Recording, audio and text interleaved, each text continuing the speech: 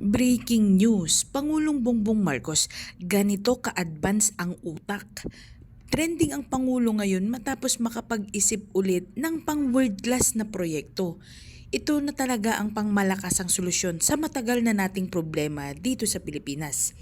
At eto pa mga kababayan, 1.08 bilyong piso ang pinakawalan ng Administrasyong Marcos para itulong sa mga magsasaka. Naku po mga kritiko ng Pangulo, ano kaya ang masasabi dito? Kaya naman mga kababayan, huwag na natin itong patagalin pa. Samahan niyo ako at sabay-sabay nating alamin ang mga maiinit na balita sa araw na ito.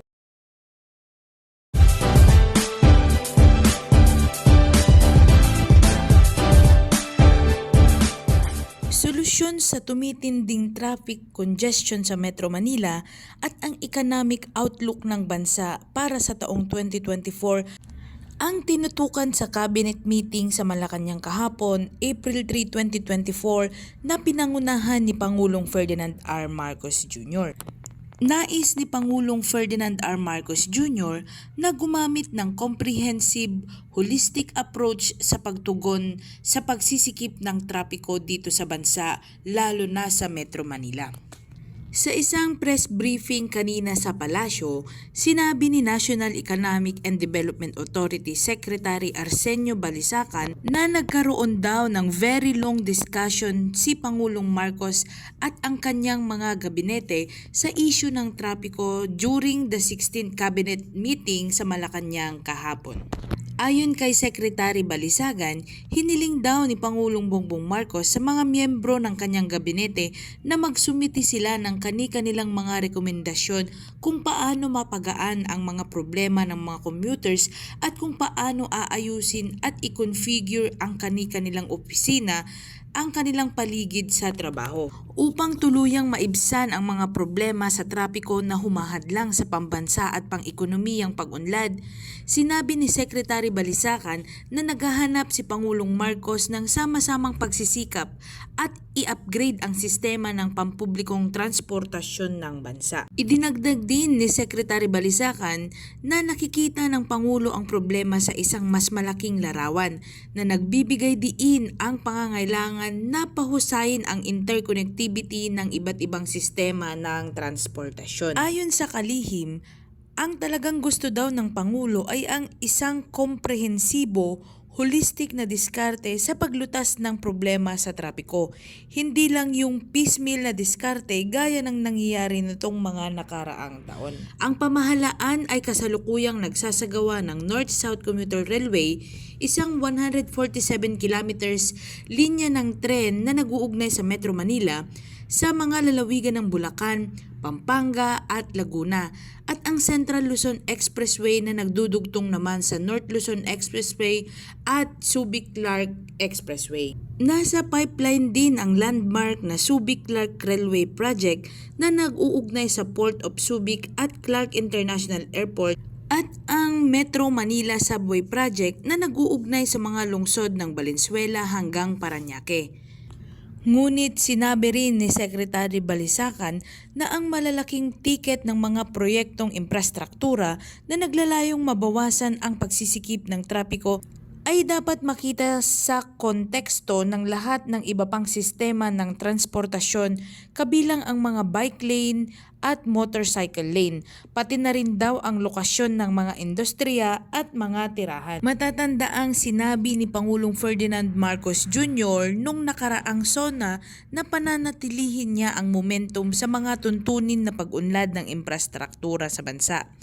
Ayon pa rin sa nakaraang SONA ni Pangulong Marcos, sinabi din niya na hindi niya lamang daw ipagpapatuloy ang mga infrastruktura ng nakaraang administrasyon, ngunit papalawakin din niya ito. Sinabi din noon ng Pangulo na ang pag-unlad ng infrastruktura ay mananatiling napakataas ng prioridad sa ating bansa.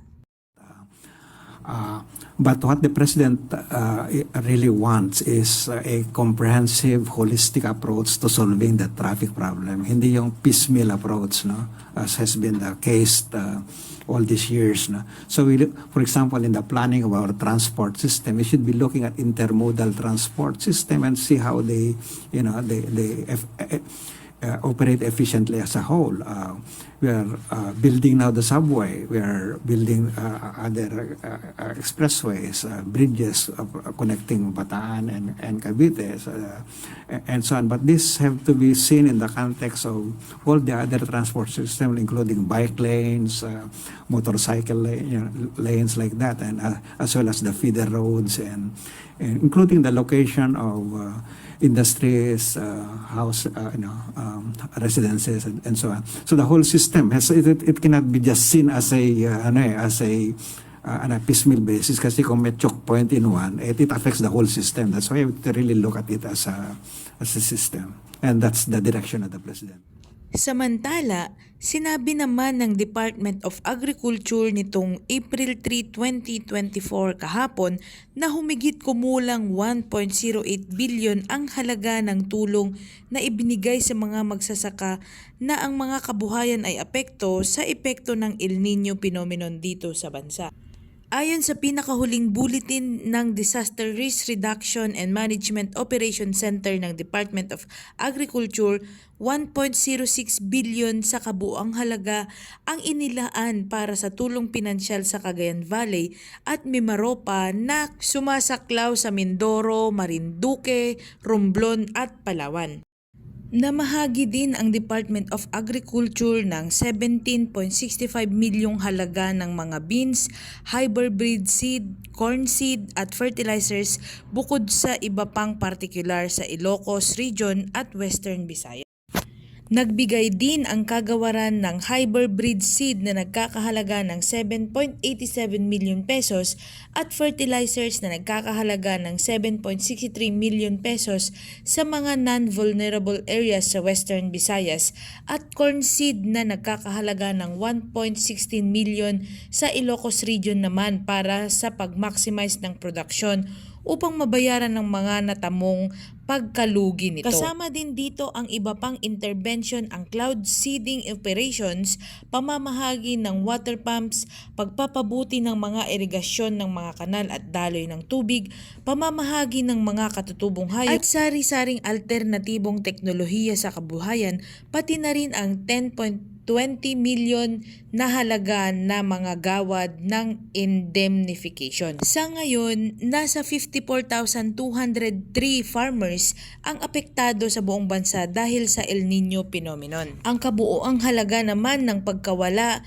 ng mga farmers ay umabot sa 2.64 billion pesos kung saan ang pinakamataas na pinsala ay nagkakahalaga ng bigas na nagkakahalaga ng 1.72 billion. Sinundan naman ito ng mais na nagkakahalaga ng 591.74 million pesos, high value crops sa 326.68 million at 59,600 pesos para sa mga alagang hayop at manok. Noong January 2024, matatanda ang nilagdaan ni Pangulong Ferdinand R. Marcos Jr. ang Executive Order No. 53 para i-streamline at muling isaaktibo at muling buuin ang lumang El Nino Task Force sa ilalim ng Executive Order No. 16 at Memorandum Order No. 38 sa taong 2029. Sa ilalim ng EO No. 53, inatasan ni Pangulong Marcos ang task force na magkaroon ng komprehensibong paghahanda